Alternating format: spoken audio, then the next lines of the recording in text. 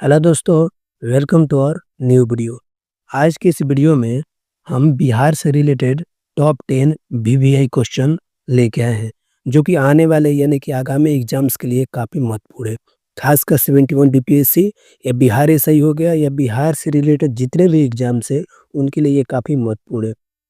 दोस्त, हम डेली ऐसे ही सीरीज आपको लाते रहेंगे और आपको ये महत्वपूर्ण क्वेश्चन बिहार से रिलेटेड काफ़ी हेल्पफुल करेगा एग्जाम में। ठीक है, तो आज के इस क्वेश्चन को हम पहला प्रश्न देखते हैं। तो चलिए देखते हैं पहला प्रश्न। तो पहला प्रश्न क्या है?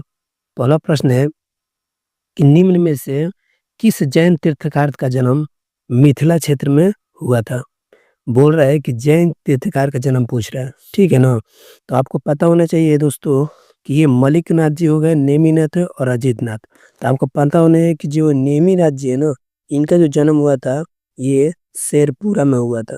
शेरपुरा में हुआ था, ठीक है। शेरपुरा कहाँ है? तो शेरपुरा जो है यूपी में यानी कि उत्तर प्रदेश में, ठीक है ना?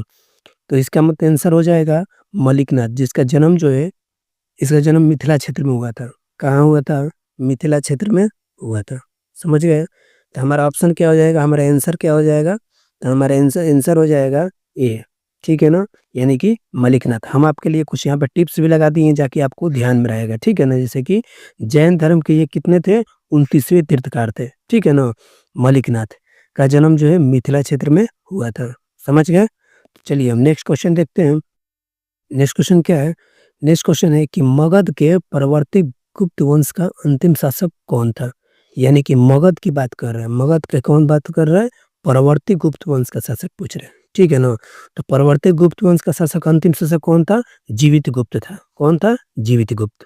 देख लीजिए, आपको यहाँ पे भी लगा दिया गया है कि मगध के परवर्ती गुप्त वंश के अंतिम शासक जीवित गुप्त थे। समझ में आ गया?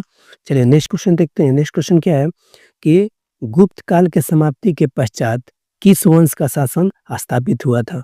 बिहार में जो है गुप्त काल का जब समाप्त हो गया था तो किस वंश का हुआ था स्थापना? मोखली वंश का हुआ था। ऑप्शन सी जो है हमारा मोखली वंश, ठीक है ना। दोस्तों, इस क्वेश्चन को आप बार बार देख लीजिएगा, ज़्यादा से ज़्यादा 2 बार जरूर देखिएगा। ये क्वेश्चन आपके दिमाग में बैठ जाएगा, ठीक है ना। चलिए नेक्स्ट क्वेश्चन देखते हैं। नेक्स्ट क्वेश्चन क्या है कि निम्न विद्वानों में से कौन सा विद्वान कनिष्क के दरबार में नहीं रहते थे? आपको पता होना चाहिए दोस्तों कि वसुमित्र जी भी रहते थे, नागार्जुन भी रहा करते थे। लेकिन वहीं पे बात करते हैं ऑप्शन बी, कालिदास, ये कनिष्क के दरबार में नहीं रहा करते थे। तो हमारा ऑप्शन क्या हो जाएगा? तो हमारा ऑप्शन हो जाएगा बी, यानी कि कालिदास जो थे वो कनिष्क के दरबार में नहीं रहते थे, ठीक है। नेक्स्ट क्वेश्चन की बात करते हैं। तो नेक्स्ट क्वेश्चन क्या है कि अशोक ने अपने शासनकाल में कितने वर्षों के बाद बुद्ध की ज्ञान स्थली बोध गया की यात्रा की थी? आपको बता देना चाहते हैं कि ये जो बोध गया है, ये गया जिला में है। गया जिला में, ठीक है ना। जो बिहार से नहीं है उनके लिए ये जानना जरूरी है। ये बोध गया जो है और काफ़ी बेहतर स्थान है। वहीं पे ज्ञान गौतम बुद्ध की ज्ञान की प्राप्ति हुई थी।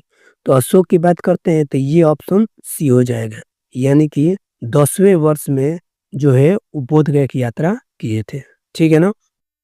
नेक्स्ट क्वेश्चन देखते हैं। नेक्स्ट क्वेश्चन क्या है? नेक्स्ट क्वेश्चन है कि मौर्य सम्राट बिंदुसार के राज दरबार में यूनानी शासक एंटियोकस प्रथम ने किसे अपना राजदूत बनाकर भेजा था?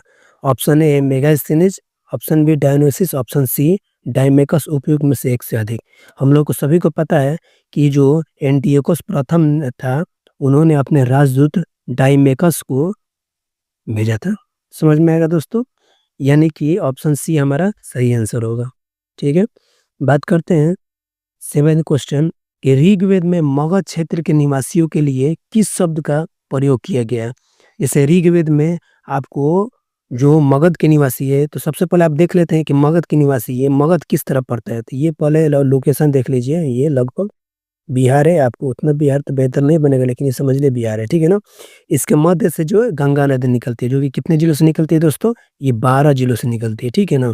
तो ये देखिए, ये गंगा के जस्ट ऊपर वाला जो एरिया है, यानी कि गंगा के उत्तरी वाला एरिया है, इसको वज्जी बोलते हैं। और गंगा का जस्ट नीचे वाला जो एरिया है, इसी को हम लोग क्या बोलते हैं? मगध बोलते हैं, ठीक है ना। और जस्ट मगध के पूर्व वाला जो एरिया है, इसको हम क्या बोलते हैं? अंग बोलते हैं। समझ में आ गया? इसको हम लोग क्या बोलते हैं? वज्जी वज्जी बोलते हैं, ठीक है ना। तो आप देख सकते हैं कि पूछ रहा है कि मगध के क्षेत्र को, यानी कि इस वाले एरिया की बात कर रहे हैं, इस वाले एरिया की, तो इसको हम लोग क्या बोलते हैं? कीकट बोलते हैं, ठीक है ना? यानी कि मगध के जो निवासी थे, ऋग्वेद में उनके निवासियों को क्या बुलाया जाता था? कीकट बुलाया जाता है। बात समझ में? यहाँ पे भी आपको कुछ लिख दिया गया है कि ऋग्वेद में मगध क्षेत्र के निवासियों को क्या बुलाया जाता है? कीकट बुलाया जाता है, ठीक है ना? चलिए नेक्स्ट क्वेश्चन देखते हैं। नेक्स्ट क्वेश्चन क्या है? नेक्स्ट क्वेश्चन है कि खगोल शास्त्री आर्यभट्ट का संबंध बिहार के किस नगर से था? आप देख सकते हैं बिहार के किस नगर से था। तो सबसे पहले आपको जानते होंगे कि आर्यभट्ट को the father of Indian mathematics and the astronomy बोला जाता है, ठीक है ना इनको। तो ये क्वेश्चन जो है ऑप्शन सी आपका सही आंसर हो जाएगा, क्योंकि ये पाटलिपुत्र जो है ना उन्हीं की नगर के निवासी थे, ठीक है ना? वहीं से ये संबंध रखते थे, ठीक है ना? नेक्स्ट क्वेश्चन देखते हैं। नेक्स्ट क्वेश्चन क्या है?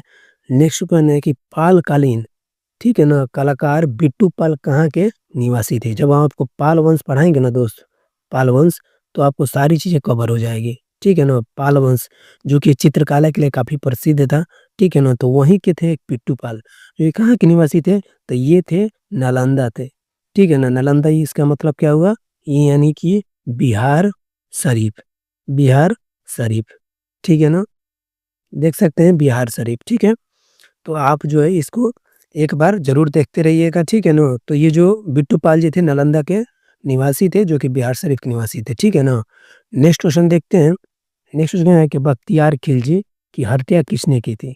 यानी कि आपको पता होना चाहिए कि बख्तियार खिलजी ऐसा व्यक्ति था, जिन्होंने जब नालंदा विश्वविद्यालय को जलाया था, नालंदा विश्वविद्यालय को जब जलाया था, तो कहा जाता है कि उनकी बुक से लगभग 6 मंथ तक जलती रह गई। समझ सकते हैं उसमें कितने सारे बुक्स होंगे, जो कि पूरे 6 महीने तक उसमें से किताबें जलती रह गई। बात समझ में आया? क्वेश्चन पे आते हैं कि बख्तियार खिलजी की हत्या किसने की थी? तो ये आपका हमारा आंसर हो जाएगा, अली मर्दान खां हो जाएगा, ऑप्शन ए, ठीक है ना? तो ये रहा हमारा 10 क्वेश्चन, जो कि काफ़ी महत्वपूर्ण क्वेश्चन था, ठीक है ना? आने वाले एग्जाम में हम आपको यकीन दिलाते हैं कि इस एग्जाम में काफ़ी बार पूछे जाने वाले प्रश्न हैं, ठीक है ना? तो अगर बिहार से रिलेटेड कोई भी एग्जाम आप दे रहे हैं, तो आप इसको एक बार ज़रूर देखें और ज़रूर ही देखें। ये जो है क्वेश्चन आपको एग्जाम में काफ़ी बेहतर रिजल्ट दिलाने में मदद करेगा। नेक्स्ट वीडियो, ये सीरीज हमारा चलता रहेगा बिहार स्पेशल का, ठीक है ना? लगभग बहुत सारे वीडियो आएँगे, आप इस चैनल से जुड़े रहिए। अगर आपको थोड़ा-सा भी बेहतर लगा ये चैनल, तो सब्सक्राइब और लाइक ज़रूर करें, और हमारे इस चैनल के साथ जुड़े रहने के लिए बहुत-बहुत धन्यवाद। Thank you so much.